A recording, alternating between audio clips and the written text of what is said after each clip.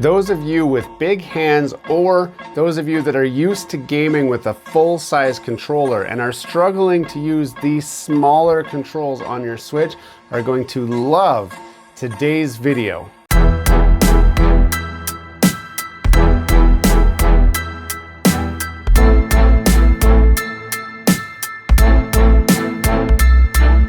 Hello and welcome back to Gears and Tech.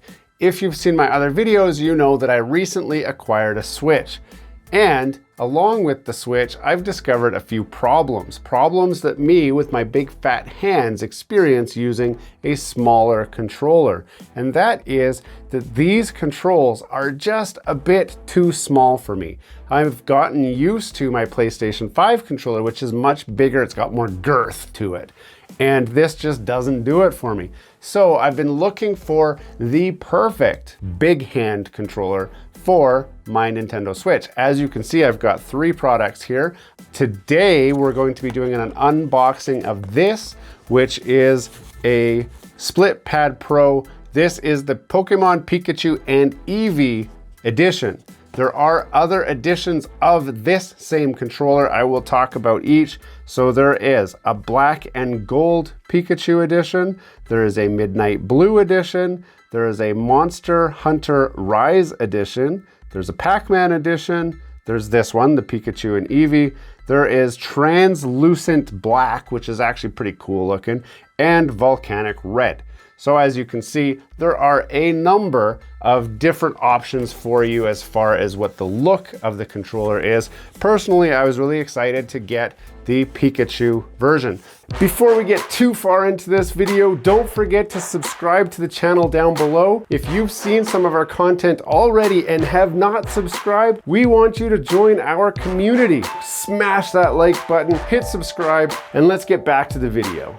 First of all, we're going to start with an unboxing to see what's inside the box. Then we'll talk about the features. And then if you stay all the way to the end, I'll tell you my review on this particular controller. This is an actual licensed Nintendo Switch product. That means there are certain things that you can expect as far as build quality, reliability, and control. These other brands are lesser known, let's say off-brand controllers. This one should have very high build quality, and especially with the Joy-Cons, I'm looking for a very good control rate without any dead spots or anything like that. That's what I'm hoping to experience, but we're gonna find out once I do my review.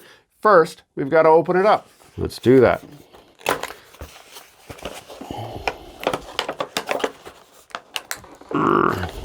You gotta be strong to open this up. Holy, what is that stuff on? Ah, the manual. The manual is stuck in there.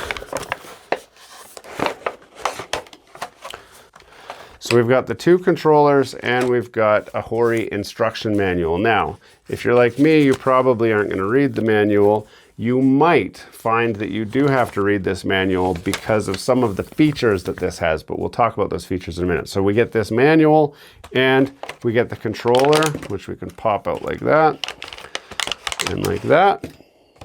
And I'll put this there out of the way.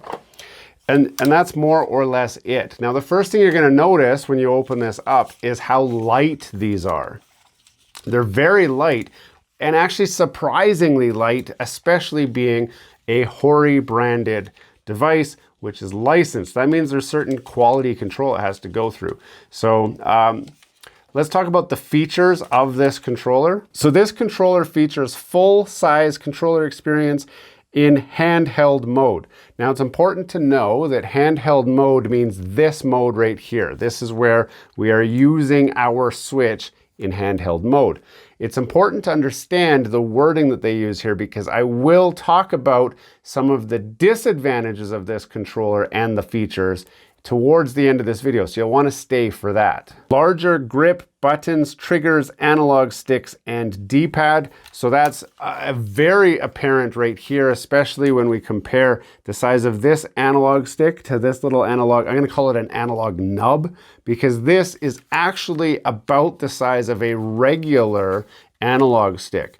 The other thing would be the controller the actual analog electronics are then bigger and therefore will not develop controller drift like these are known to get. So this should be a viable option to never worry about controller drift again, or at least not nearly as frequently as what you are with the regular Joy-Cons. Also, it talks about the D-pad. So this is a full-size D-pad. It feels like a full-size D-pad. It does feel a little bit weird actually because it sticks up so far. The buttons here are all rubber as well as on here. So your plus button and then your turbo buttons and stuff down here are all rubber. Your shoulder buttons are massive and very easy to click. Same with your face buttons, which is actually quite nice. This one is playful, pastel, Pikachu, and Eevee design, and officially licensed by the Nintendo and the Pokemon Company. So some of the features that they talk about in the product description are: enjoy the full-size controller experience in handheld mode with the Hori Split Pad Pro. Yeah! Featuring full-size analog sticks, a precision D-pad, and large shoulder buttons designed for comfort and accuracy, even during marathon gaming sessions. Advanced features include assignable rear triggers. That's right here, these guys here. So these are what we normally call K buttons. On here, it's called FR. So these are assignable. You can map these to any button on the controller. One thing to know is the assignments have to be within the same controller. So on this side, you can only assign a button that's on this Joy-Con, whereas on this side, your right side, you can assign any of the buttons on this Joy-Con, including your shoulder buttons. But you couldn't say map your B button to the back button on this side because it's a separate controller. Turbo functionality and more. So that's what right here, this is the assign button for the back button and then a turbo button. You can turn any of these buttons into a turbo, and it can be turbo where you push it and it's turbo, or it can be locked on turbo where you don't even have to hold it down and it just rapid fires that button all the time, every time. On the description, it also says not a wireless controller, only for handheld mode, does not include motion controls, HD rumble, NFC, or IR camera. Now, a couple other things that they say is that this is easy to grip. So we're gonna start out by trying it on my Switch right now. So we're just gonna slide these on like that and like this. And that's what it looks like when they are docked on there. It makes it substantially larger. And when you're holding it, your hands end up substantially farther away because of all the extra that it adds here. It is also dock friendly. So if lucky for me, I have a dock. Now, one thing that this dock has as well, which I haven't talked about, is this. It's a Joy-Con charging dock. You go like this and charge your Joy-Cons up to 4 more Joy-Cons on the front of the Switch from the, well, that always falls over, from the side USB. So one thing that was important to me is the ability to dock the Switch while this is on. So let's see if it fits. Just like that. And it does. It fits easily. There's tons of space here on both sides. It fits quite well on the dock. You can use it in docked mode like that. What do I think about this controller? Well, I really wanted to like this. In fact, I spent a lot of money on this. This was about $70 Canadian. And if you do want this controller, I will put a link in the description for it, as well as the other products that you see here. The problem I have is they say it's easy to hold. I don't agree with that statement. This is very shiny and very slippery, and it actually makes it difficult to hold. Not as much as the regular Joy-Cons because they are a little bit small. The triggers are easy to get to. The one thing that surprised me is the amount of throw that the face buttons here have. There's a lot, like it moves a lot. So when you're comparing to like this, where you're used to just this little button that just barely pushes, the throw on this is a lot. It's like 3 times as much throw required to push those buttons, which is actually even more than what my PlayStation 5 controller requires for button push. So it really feels actually quite old school. Like it reminds me of the old Nintendo controllers for the original NES as far as how far you have to push it. In fact, I've got one. I'm gonna go get one. So I brought a couple other devices to try this against. I've got my original NES controller. Now this is an original NES because the cord end on it is for the NES. This is not for the NES Mini that has a little bit upgraded pad. And when I push the button on this, oh yeah, the button on this goes about half as much as the throw on the button on this. So the NES controller has tighter tolerance, and even the D-pad. See, this surprised me because if you look at the D-pad on here, see the little arrows built into it? Do you see this is my Super Nintendo, and it's dirty because I actually use these. You look at the D-pad on there, you see the arrows? Now this is an officially licensed Nintendo product, and the D-pad looks like a cheap knockoff D-pad. I'm actually very surprised to see how knockoff-ish that looks. In fact, if you look at my Pokemon Game Boy Color, you can see even it has little arrows on the D-pad with that little ball in the middle, which is a trademark of Nintendo. If this is an officially licensed Nintendo controller, then I would have expected it to look like a Nintendo D-pad. Nintendo revolutionized the D-pad. Why can't you use it on here? That's disappointing. In gameplay, it is annoyingly large of a throw. Now, the thumbsticks are excellent. You can really fine tune your movement with this versus the small analog sticks on the regular Joy-Cons.